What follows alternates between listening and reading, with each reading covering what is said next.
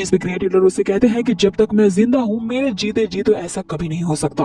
अब यहाँ पे एल्डर्स के समेत सारे डिसाइपल्स जो होते हैं वो उस डिमन का मुकाबला करने के लिए तैयार हो जाते हैं। अब आगे वो डिमन उनसे कहता है कि मैंने दिए गए ऑफर को मना करते हो तो चलो इस एल्डर के साथ तुम सभी की कब्रें भी यहीं खुदेंगी, तुम सभी को मैं एक साथ ही डिस्ट्रॉय कर दूंगा।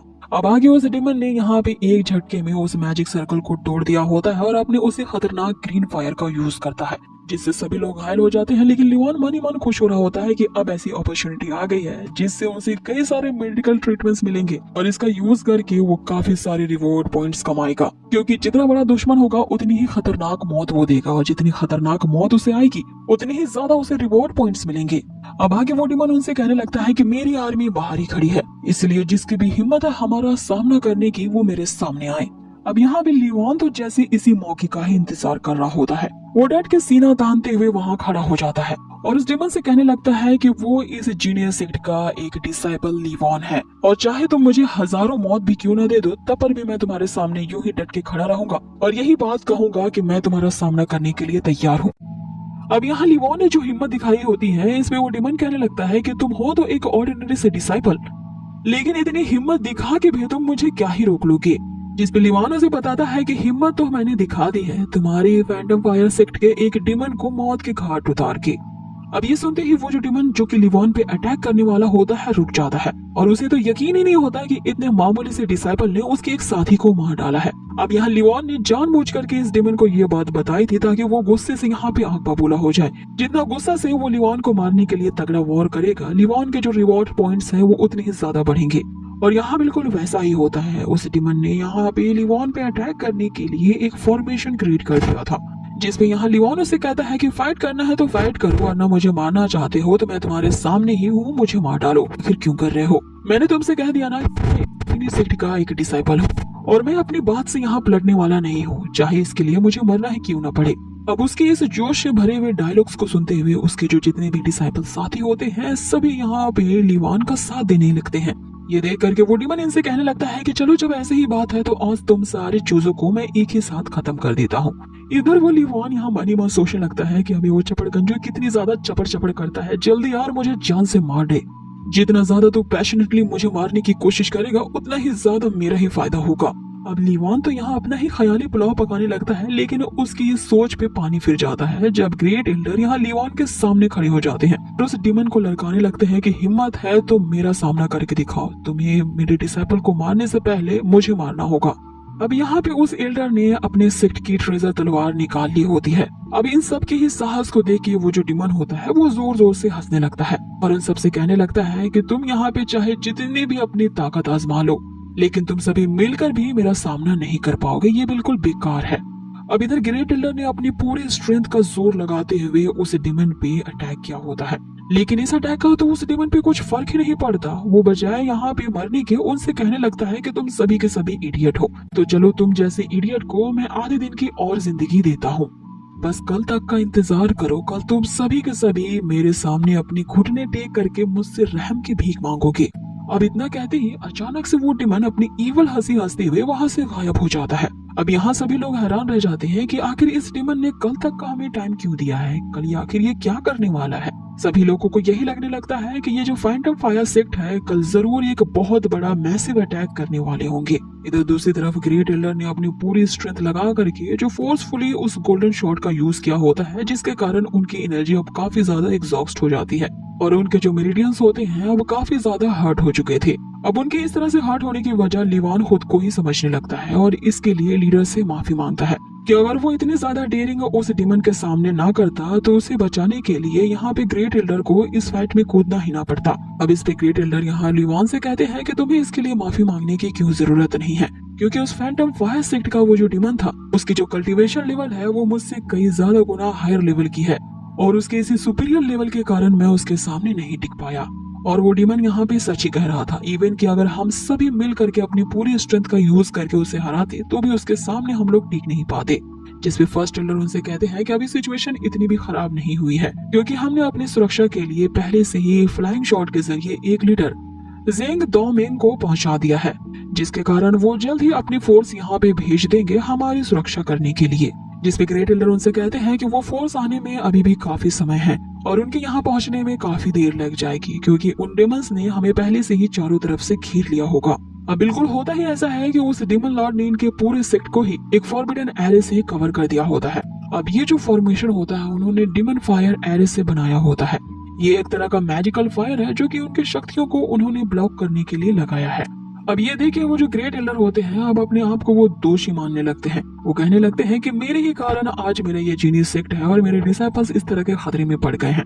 आरो उनसे कहती है कि आप अपने आप को दोषी ना माने, हम इस राइटियस पाथ के डिसाइपल्स हैं और इसे बचाने के लिए आज हमें अपनी जान भी सेक्रीफाइस करना पड़े तो हम पीछे नहीं हटेंगे।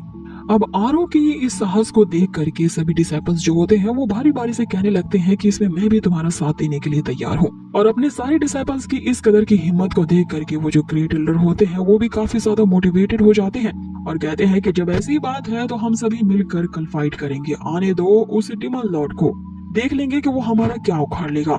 उसे हम ये साबित करके दिखा देंगे कि हम जीनियस सेक्ट वाले जो हैं मर जाएंगे लेकिन कभी भी किसी के सामने झुकेंगे नहीं।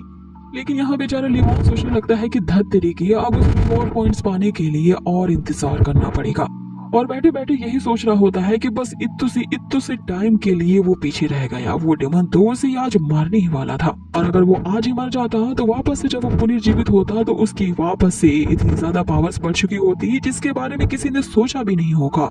सब उस डेमन लॉर्ड की गलती है। अगर वो इतने गुस्से से तंतना करके भाग नहीं जाता तो शायद मुझे कुछ फायदा हो जाता। आगे वो लियोन यहाँ तक के सोचने लगता है कि मुझे भी उस डेमन लॉर्ड के साथ भाग लेना चाहिए था। शायद मैं उसका पीछा करते हुए उसके पीछे चला जाता तो इस बात से वो और भी ज्यादा गुस्सा हो जाता और फिर हो सकता है कि ऑन द स्पॉट वो मुझे वहीं मार डालता। अब यहाँ लियोन इसी तरह के ख्यालों में गुम होता है और अपने आप से ही ये सारी बातें बड़बड़ा रहा होता है कि तभी आरो वहाँ पे पहुंचती है और उसे बताती है कि मास्टर्स ने हम सभी को मीटिंग हॉल में बुलाया है ताकि वो इस मैटर पे डिस्कशन कर सके। अब आगे हमें मीटिंग रूम के सीन को दिखाया जाता है जहाँ पे कल होने वाले बैटल में कौन आगे रहेगा और कौन कौन सी पोजीशन पे रहेगा इसके बारे में डिस्कशन चल रही होती है। ग्रेट एल्डर उठते हैं और वहाँ सभी के सामने ये अनाउंस करते हैं कि वो बैटल को वो लीड करेंगे क्योंकि सबसे पहले उनके लिए उस मैजिक फायर फॉर्मेशन को तोड़ना जरूरी है और जैसे ही उन डिमंस के द्वारा लगाया गया वो डिमन फायर फॉर्मेशन टूटेगा तुम सभी को बस ये कोशिश करनी है कि उस फॉर्मेशन के टूटते ही बस जितनी जल्दी हो सके उतनी दूर इससे चली जाओ। जिसपे सारे डिसाइपल्स यहाँ एल्डर से कहते हैं कि हम ऐसा नहीं कर सकते, हम सभी साथ में मिलकर ही सेक्ट को बचाएंगे और साथ में ही फाइट करेंगे, कोई कहीं नहीं भागेगा।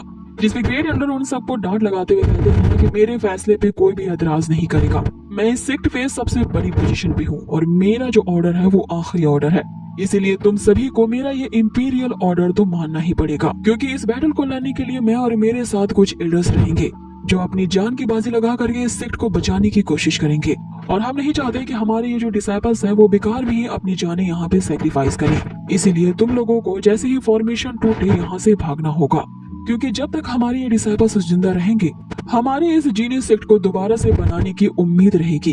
अब आगे जो ग्रेट एल्डर होते हैं वो लियोन से कहते हैं कि मेरे जाने के बाद अगर मैं नहीं रहा तो मेरी पोजीशन अब से तुम लोगे।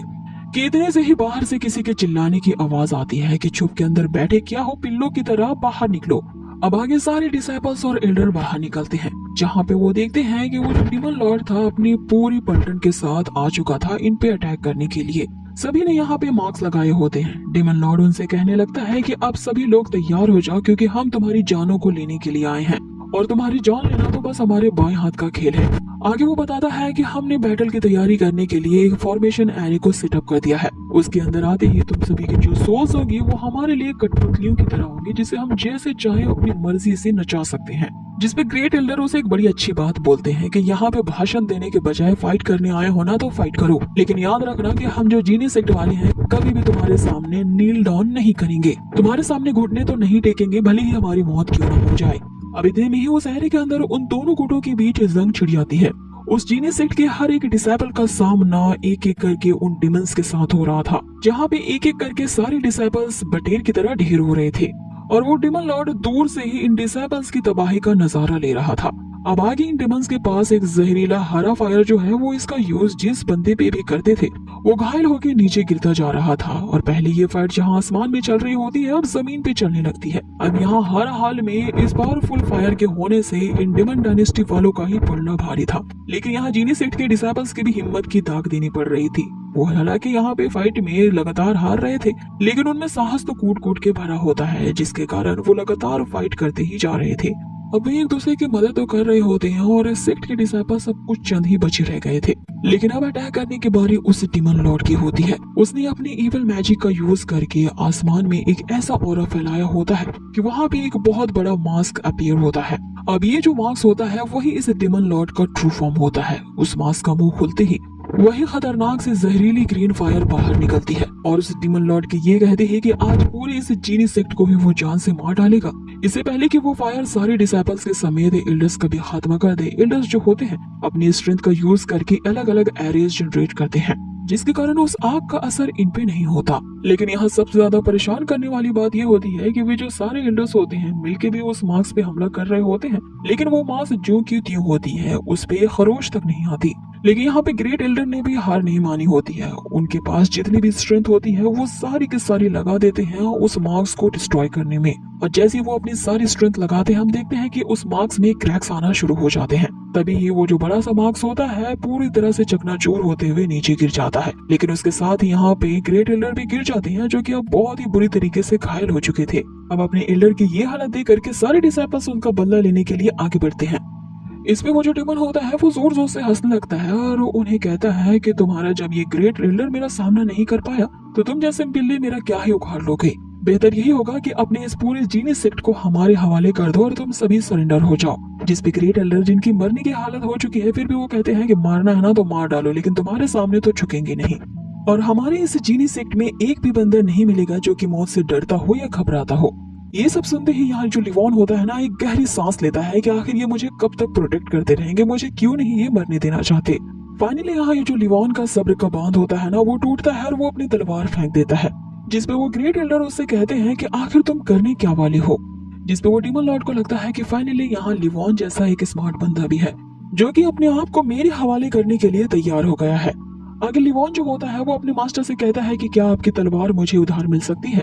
अब उस सेक्ट की धरोहर उस गोल्डन तलवार को यहाँ जो मास्टर होते हैं लिवॉन के हवाले कर देते हैं। लिवॉन उस गोल्डन शॉट को लेते ही गुस्से से उस डिमन लॉर्ड की तरफ बढ़ता है और उसे कहता है कि माफ कर बड़बोले, तुमने मुझे लगता है गलत समझ लिया है। तुझे मारने के लिए तो मेरी तलवार नहीं बल्कि मेरे मास्टर की शॉट ज्यादा सही रहेगी। जिसमें वो डिमन लॉर्ड उसे कहता है कि एक चींटी होकर के मुझे यहाँ धमकी देता है, तुम्हारी हिम्मत भी कैसे हुई मेरे सामने यूं आवाज उठाने की। आगे उस डिमन लॉर्ड ने गुस्से से आग बबूला होते हुए अपनी पावर को एक्टिवेट कर लिया होता है और उसे खतरनाक सी ग्रीन फायर की चपेट में यहाँ लिवॉन आ जाता है।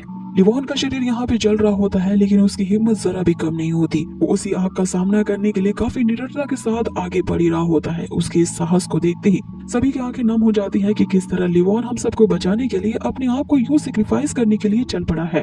यहाँ लिवॉन उस डिमन को खुला चैलेंज कर देता है कि चाहे तू मेरे यहाँ पे जितने भी टुकड़े कर डाले लेकिन हमारे ये जो जीनी सेक्ट है वो कभी भी तेरे हवाले नहीं किया जाएगा। जिसपे वो डिमन उसे कहता है कि जब तेरी यही इच्छा है कि तुझे टुकड़े टुकड़े कर दिया जाए तो मैं तुम्हारी ये आखिरी इच्छा पूरी कर देता हूँ। आगे उसने लिवॉन पर अटैक करने के लिए अपने उसे खतरनाक से मार्क्स को वापस से रीजनरेट कर लिया होता है। उस मार्क से वही खतरनाक किस्म की वो फायर निकलती है जो कि सीधा लिवॉन पे अटैक करने के लिए आगे बढ़ती है। लिवॉन ने भी इस अटैक का जवाब देने के लिए अपनी तलवार से वार किया होता है जिसके कारण इन दोनों की पावर्स एक दूसरे से टकरा करके नलिफाई हो जाती हैं। लेकिन उस मार्क से निकली हुई फायर इतनी दूर तक जाती है कि वो यहाँ लिवॉन के शरीर को जला डालती है जिसके कारण वही उसके ऑन द स्पॉट ही मृत्यु हो जाती है। जैसा कि उसके मरते ही यहाँ पे उसकी सिस्टम जो होती है वापस से उसे होस्ट को कांग्रेचुलेट करती है क्योंकि अब लिवॉन के शरीर से उसकी आत्मा बाहर आ चुकी थी और यहाँ पे अब की बार लिवॉन ने एक ऑनरेबल मौत को पाया था। अब आगे सिस्टम उसे बताती है कि यहाँ पे होस्ट ने जो मरने का एक ऑनरेबल परफॉर्मेंस दिखाया है जिसके कारण अब उसे 53 रिवॉर्ड पॉइंट्स दिए जाते हैं। तुरंत यहाँ सिस्टम लिवॉन के सामने एक स्क्रीन दिखाती है। लिवॉन यहाँ ये तय कर लेता है कि अब के बार वो इस रिवॉर्ड पॉइंट्स का काफी सोच समझ करके इस्तेमाल करेगा। इसलिए कुछ रिवॉर्ड पॉइंट्स का यूज वो अपने शॉर्ट स्किल को बढ़ाने के लिए खरीदता है और बाकी के पॉइंट्स को वो और भी एडवांस लेवल के स्किल्स खरीदने में लगाता है। अब वहाँ पे सिर्फ धूल ही धूल बिखरी पड़ी थी। उस डिमन लॉर्ड को लग रहा होता है कि उसने लिवॉन का काम तमाम कर दिया है और इस हरी फायर में तो उसकी बॉडी जल भुन के राख हो चुकी होगी। अब आगे वो डिमन जो होता है यहाँ लिवॉन का ही मजाक उड़ाने लगता है कि गरजने वाले जो बादल होते हैं वो बरसते नहीं हैं। ये बंदा कितना भौंक रहा था, लेकिन इसे क्या पता था कि इतने भौंकने के बावजूद भी उसे इतनी आसान मौत मिलेगी। और इतना ज्यादा ये जो डींगे हाँक रहा था मुझे लगा था कि इसमें होगी कोई मैजिकल पावर्स, लेकिन ये तो नील बटे सन्नाटा निकला। और अच्छा हुआ ये मर गया, मेरे लिए तो ये किसी ट्रैश से कम नहीं था। धरती का बोझ आखिर कम हुआ। कि तभी यहाँ पे जो लिवॉन होता है इसने सारे रिवॉर्ड पॉइंट्स का यूज कर लिया होता है और पुनर्जीवित हो जाता है। उस धूल के छटते ही सभी को लिवॉन की बॉडी दिखाई देती है, लेकिन वही अर्धनग्न अवस्था में। लेकिन अपनी इस कंडीशन के बारे में भी लिवॉन जानता था, इसलिए उसने अपने साथ एक स्टोरेज स्पेस में एक ऐसी कॉस्ट्यूम रखी थी जो कि चाहे जितनी भी जले या फट जाए वो वापस से अपने आप को रिग्रो करते हुए रिपेयर हो जाएगी। यहाँ पे लिवॉन ने तुरंत ही उस कॉस्ट्यूम का यूज कर लिया होता है और अपने आप को डबल ढक लेता है। अब उस डिमन लॉर्ड की तो यहाँ लिवॉन को देखते ही बोलती बंद हो जाती है। लिवॉन से कहने लगता है कि आखिर तूने किस ट्रिक का यूज किया है, तुम तो अभी मर गए थे तो वापस से कैसे जिंदा हो गए। जिसपे लिवॉन उसे कहता है कि फाइट करना है तो फाइट करो, लेकिन यहाँ ना बड़बड़ करते हुए अपनी बकवास बंद करो। जिसपे वो डिमन लॉर्ड ये कहते हैं कि तुझे मुझे फिर से मारना आता है, आगे मैं तुम्हारी सोल को ही डिस्ट्रॉय कर दूंगा, फिर देखते हैं कि तू वापस से कैसे जिंदा होता है। इतना कहते ही वो अपने खतरनाक से मास्क को और भी ज्यादा पावरफुल बना लेता है, जिसके कारण उसका जो आकार होता है वो और भी ज्यादा बढ़ जाता है। वो जो इवल मास्क होती है अपने आसपास की इवल शक्तियों को एब्जॉर्ब करके वो यहाँ पे साइज में दुगना हो जाता है। और जैसे ही वो लिवॉन पे अटैक करने के लिए आग उगलने ही वाला होता है कि लिवॉन ने अपने उसी गोल्डन शॉट का यहाँ पे यूज किया होता है, जिससे निकलने वाली ऑरा इतनी ज्यादा चमकीली होती है कि उस डिमन लॉर्ड की आंखें चौंधिया जाती हैं और वो सोचता ही रह जाता है कि आखिर ये चीज क्या है। अब उस गोल्डन शॉट ने ऐसी टेक्निक जनरेट कर ली होती है जो कि यहाँ पे जीनी सेक्ट के फाउंडर ने ही क्रिएट की थी। इस टेक्निक की प्रैक्टिस जो है वो सिर्फ इस सेक्ट के फाउंडर ही किया करते थे, क्योंकि 1000 साल पहले ये टेक्निक गायब हो चुकी थी। इस टेक्निक का नाम ग्रेट सन गोल्डन टेक्निक होता है, जिसके बारे में ग्रेट एल्डर बताते हैं कि उन्होंने एंशिएंट बुक में सिर्फ इसके बारे में कभी पढ़ा था, लेकिन ये ऐसी होती है ये आज ही देख रहे हैं। अब आगे यहाँ पे लिवॉन ने उसी टेक्निक का इस्तेमाल किया होता है और एक जोरदार अटैक वो उस मार्क्स के ऊपर करता है, जिससे एक बहुत बड़ा ब्लास्ट वहाँ पे होता है और यहाँ लिवॉन की फिर से जान चली जाती है। अब इतना बड़ा ब्लास्ट वहाँ जो हुआ था इसके कारण यहाँ सारे सेक्ट वालों को यही लगता है कि अब की बार लिवॉन मारा जा चुका है, लेकिन जैसा कि हमें पता है लिवॉन जैसे ही मरता है उसके पास तो अमर होने की क्षमता है, उसके पास एक ऐसा सिस्टम हाथ लग गया है जिसकी वजह से वो बार बार पुनर्जीवित हो जाता है, वो भी और भी ज्यादा पावरफुल बनके। फिर से वो आधा नंगा खड़ा होता है, लेकिन अब की बार उसने एक चुटकी में ही अपने कपड़े बदल लिए होते हैं। अब आगे वो उस डिमन लॉर्ड से कहते हैं कि अरे वो हेलो, कुछ खाया पिया कि नहीं, तुम्हें क्या लगा था कि मुझसे इतनी जल्दी तुम्हें छुटकारा मिल जाएगा। अब इसमें तो उस डिमन लॉर्ड की यहाँ पे बोलती ही सच में बंद हो जाती है और इसी के साथ ही ये एपिसोड भी यही फिनिश किया जाता है। सो गाइज, आप लोगों को ये न्यू सीरीज कैसी लगी है हमें कमेंट बॉक्स में जरूर बताएं। जितने ज्यादा आप लोग इस वीडियो को लाइक करोगे इसका नेक्स्ट एपिसोड आपको उतना ही जल्दी मिलेगा। सो ज्यादा से ज्यादा इस वीडियो को लाइक करें और ये सीरीज आपको कैसी लगी है हमें कमेंट बॉक्स में जरूर बताएं। बहुत ही जल्द मिलेंगे इसके नेक्स्ट अमेजिंग एपिसोड पे। Till then take care, stay healthy, good bye.